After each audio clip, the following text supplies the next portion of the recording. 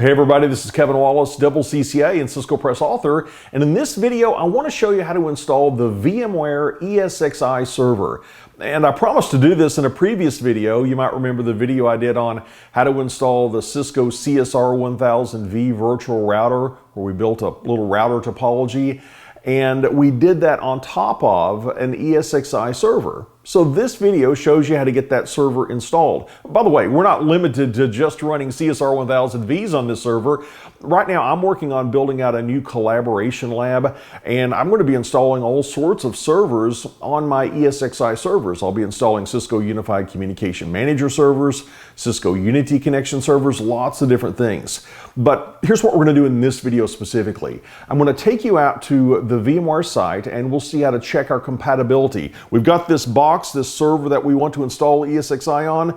What version is it going to be compatible with? What version of ESXi? Is it 6.7? Do we need to fall back to 5.5? We'll take a look at how to check the compatibility. Then I'll show you how to download the VMware ESXi server. Not just an evaluation copy that expires in 60 days. I'm going to show you how to get an actual license that you can use on an ongoing basis. Then we'll download the software, we'll make our bootable media, and we'll get ESXi installed. Let's get started. The first thing we want to do is to check to make sure that the version of ESXi that we're going to be installing is compatible with our server hardware. And if we go out to the Download Center at VMware's site, we can go into the VMware Hardware Compatibility Guide. Now, a couple of things to note here. Notice that I'm going to be downloading version 6.7 of ESXi, which, by the way, we can use that term ESXi interchangeably with vSphere Hypervisor. We're talking about the same thing. And at the time of this recording, 6.7 is current, but you might have some older hardware and you want to install version 5.5.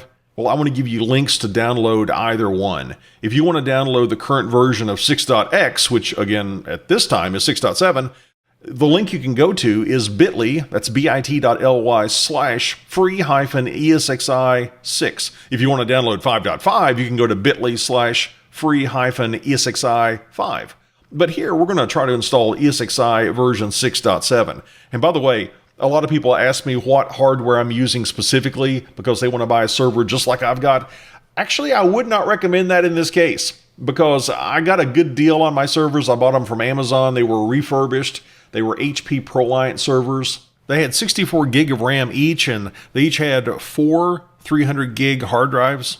But the specific ProLiant model I bought doesn't show up on the compatibility list for 6.7.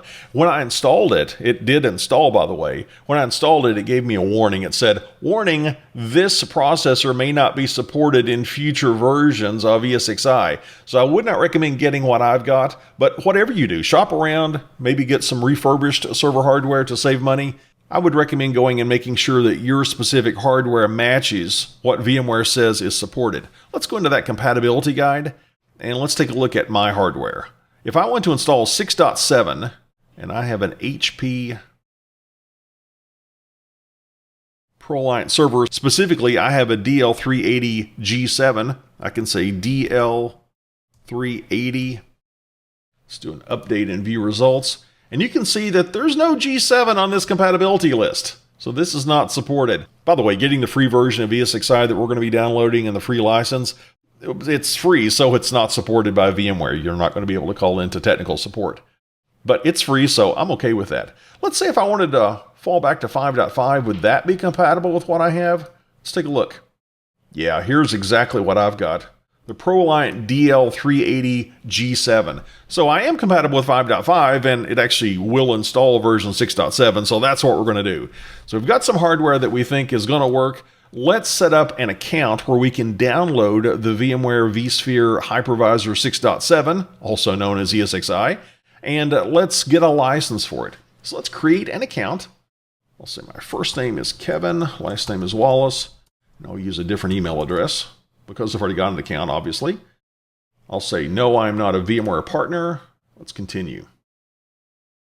And I'm going to have to fill out some personal information here and agree to a couple of agreements. So I'll just skip forward here in the video to the next page after I get all this personal info filled out.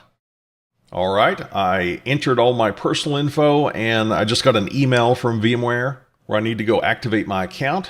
Here's that email. I can say activate now. And once I've done my activation, I can go enter my password. And let's get logged in. I'll say continue to my VMware. And I want to make sure I get to the right page, so I'm going to go to my bit.ly link again. So now it knows I'm logged in. Let's say I want to register for this product of ESXi 6.7. It's asking me to confirm some of my personal information and agree to an agreement. So again, let me do that, and I'll proceed to the next slide, and we'll pick up the video there. All right, I registered for that product. It was totally free. And even though I've got it blurred out here on screen, I've got a valid license key that I can use with ESXi version 6.x. I want to download it now. Let's say I want to do a manual download. It's going to take a moment to download that in the background. And what just got downloaded was an ISO file. That's a file that we can burn to a DVD. We can write it over to a USB flash drive. We need some sort of bootable media that we can insert in our server so it can boot up on that media. Now you can do whichever one you want. I happen to have a bunch of DVDs I want to get rid of, so I'm going to burn a DVD here. And I'm doing this on a Mac. And hopefully by the time you watch this, Apple will have updated their disk utility where it will once again allow you to make a bootable DVD from an ISO image. But in the current version of disk utility that I have with High Sierra, it's not supported, so I'm going to have to do it from the command line. But if you happen to be running Microsoft Windows, it's fairly easy. If you have a DVD burner, you can right-click on the ISO file and simply say, burn disk image. You put in your DVD, you might want to say you want to verify after burning and say burn. Pretty simple, but with my version of High Sierra, I'm going to need to go to a terminal window. I've got to use this command from a terminal. HDIUtil with the burn option, I specify the ISO file. Let me put a DVD in. And let's enter that. I'll speed through the video portion where we're actually doing the burn. And when we're finished, we should have a DVD that's bootable, which we can then install on our VMware ESXi server.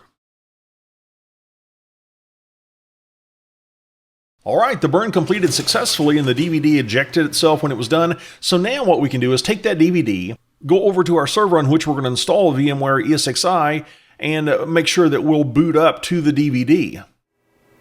Now that we've got our DVD, we want to make sure that we can boot off of the DVD on our server. And your server model may be very different than this HP ProLiant, but on this particular server model that I have, I can press an F9 during the boot process to bring me into this setup utility. And in this setup utility, I've got an option for standard boot order. And I've set it such that my CD-ROM is my first boot option. So if there's a disk in there, a CD or a DVD, we're going to be booting off of that. And again, you need to check out exactly how that's done on your system, but you want to make sure that you can boot off of the disk rather than going directly to the hard drive. Now that we've got that selected, we can put the DVD into the drive and then we can reboot.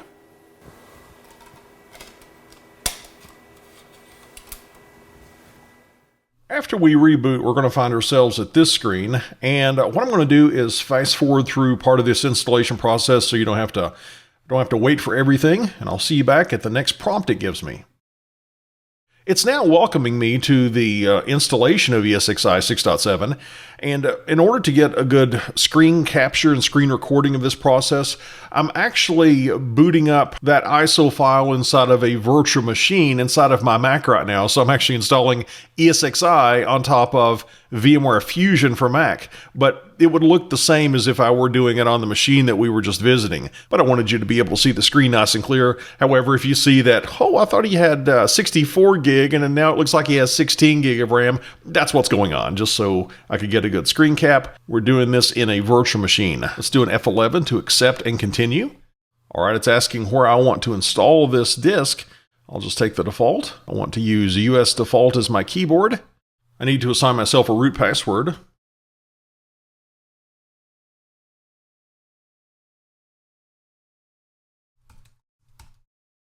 And we'll press enter to continue. We'll say that yes, we want to install by doing an F11. And I'll see you back when we're ready for more input. All right, the installation is now complete. I press an enter to reboot. And I'll fast forward through this reboot process, and I'll see you back when we finally reached a steady state in the installation. Well, great news. We have now installed VMware ESXi 6.7. We've rebooted. One thing I like to do, though, is to set the IP address statically instead of using D8CP. So let's do that. Let's do an F2 to customize. I have to authenticate myself before I can make a change like that. So let me log in. And we'll do an F2 again. Let's go down to Configure Management Network, IPv4 configuration.